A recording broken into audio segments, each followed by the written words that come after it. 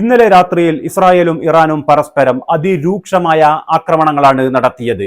ഇന്നലെ രാത്രി ഇസ്രായേൽ ഇറാന്റെ തലസ്ഥാനമായ തെഹ്റാനിലും അതുപോലെ ഇറാന്റെ വിവിധ ഭാഗങ്ങളിലുള്ള ഓയിൽ റിഫൈനറികളെയും പവർ പ്ലാന്റുകളെയും ഉന്നതരായ ചില വ്യക്തികളെയും അതുപോലെ സിവിലിയൻ കേന്ദ്രങ്ങളെയും ലക്ഷ്യം വെച്ചുകൊണ്ട് നിരവധി ആക്രമണങ്ങളാണ് നടത്തിയത്.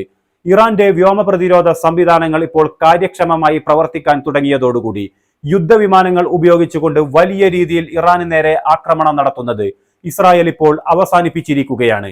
ഇന്നലെ രാത്രിയും ഇറാന്റെ വ്യോമ പ്രതിരോധ സംവിധാനങ്ങൾ ഇസ്രായേലിന്റെ ഒരു F-35 യുദ്ധവിമാനം വെടിവെച്ച് വീഴ്ത്തിയിരിക്കുകയാണ്. ഇതോടുകൂടി ഈ യുദ്ധം ആരംഭിച്ചതിന് ശേഷം ഇസ്രായേലിന്റെ 3 F-35 യുദ്ധവിമാനങ്ങളാണ് ഇറാൻ തകർത്തിരിക്കുന്നത്.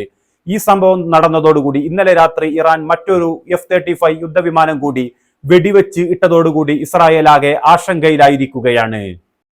ഇന്നലെ ഇറാനെ ലക്ഷ്യം വെച്ചുകൊണ്ട് നിരവധി ഡ്രോണുകളാണ് ഇസ്രായേൽ അയച്ചത്.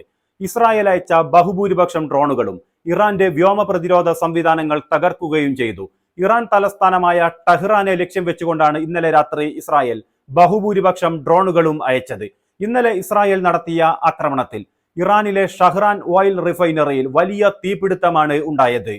ഇതിനെ തുടർന്ന് ഇറാനും അതിരൂക്ഷമായ തിരിച്ചടിയാണ് ഇസ്രായേലിന് നൽകിയിരിക്കുന്നത്. ഇസ്രായേലിന്റെ ഹൈഫയിലും ടെല്ലവീവിലും അതിരൂക്ഷമായ ആക്രമണമാണ് ഇറാൻ ഇന്നലെ നടത്തിയത്. ഇസ്രായേൽ ഇന്നലെ ഇറാനിൽ നടത്തിയ ആക്രമണത്തിലും കാര്യമായ നാശനഷ്ടങ്ങൾ ഇറാനിൽ ഉണ്ടായിട്ടുണ്ട് എന്നാണ് പുറത്തുവരുന്ന റിപ്പോർട്ടുകൾ. ഇറാന്റെ ഷഹ്റാഹ് ഓയിൽ റിഫൈനറിക്ക് നേരെ ഇസ്രായേൽ ആക്രമണം നടത്തിയതിനെ തുടർന്ന് അതിശക്തമായ പ്രത്യാക്രമണമാണ് ഇന്നലെ രാത്രിയും ഇന്ന് പുലർച്ചെയുമായി ഇറാൻ ഇസ്രായേലിലേക്ക് നടത്തിയത്. സെൻട്രൽ ഇസ്രായേലിലെ വൈസ്മാൻ ഗവേഷണ കേന്ദ്രം ഇറാന്റെ മിസൈൽ ആക്രമണത്തിൽ തകർന്നിരിക്കുകയാണ്.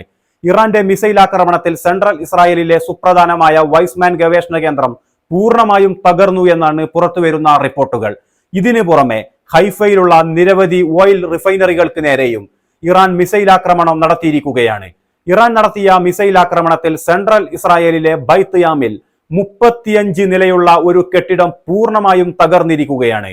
ഇന്നലെ രാത്രിയിൽ ഹൈഫയ്ക്കും അതുപോലെ ടെല്ലവീവിനും നേർക്ക് ഇറാൻ നടത്തിയ ആക്രമണങ്ങളിൽ ഏകദേശം 1 ഡസനോളം ഇസ്രായേലികൾ കൊല്ലപ്പെടുകയും 200 മുതൽ 300 വരെ ഇസ്രായേലികൾക്ക് പരിക്കേൽക്കുകയും ചെയ്തിട്ടുണ്ട് എന്നാണ് പ്രാഥമികമായി ലഭിക്കുന്ന വിവരങ്ങൾ.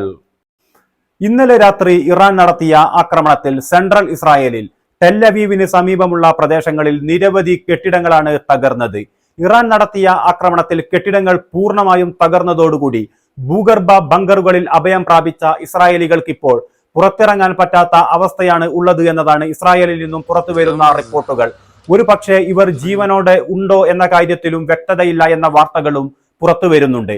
ഇറാൻ ആക്രമണം കൂടുതൽ ശക്തമാക്കിയതോടുകൂടി ഇസ്രായേലിലെ പ്രമുഖ വ്യക്തികളെയും അവരുടെ കുടുംബാംഗങ്ങളെയും ഭൂഗർഭ ബങ്കറുകളിലേക്ക് രഹസ്യ താവളങ്ങളിലേക്ക് മാറ്റിയതായി പ്രമുഖ ഇസ്രായേൽ ചാനലായ ചാനൽ 13 റിപ്പോർട്ട് ചെയ്തിരിക്കുകയാണ്.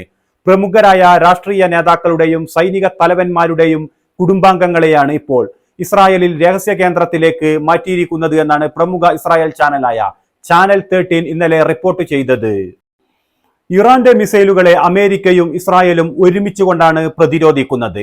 എന്നിട്ടും ഇസ്രായേലിന്റെയും അമേരിക്കയുടെയും പ്രതിരോധ സംവിധാനങ്ങളെയെല്ലാം കീറിമുറിച്ചുകൊണ്ട് ടെല്ലവീവിലും ഹൈഫയിലും ഇറാന്റെ നിരവധി മിസൈലുകളാണ് പതിച്ചത്.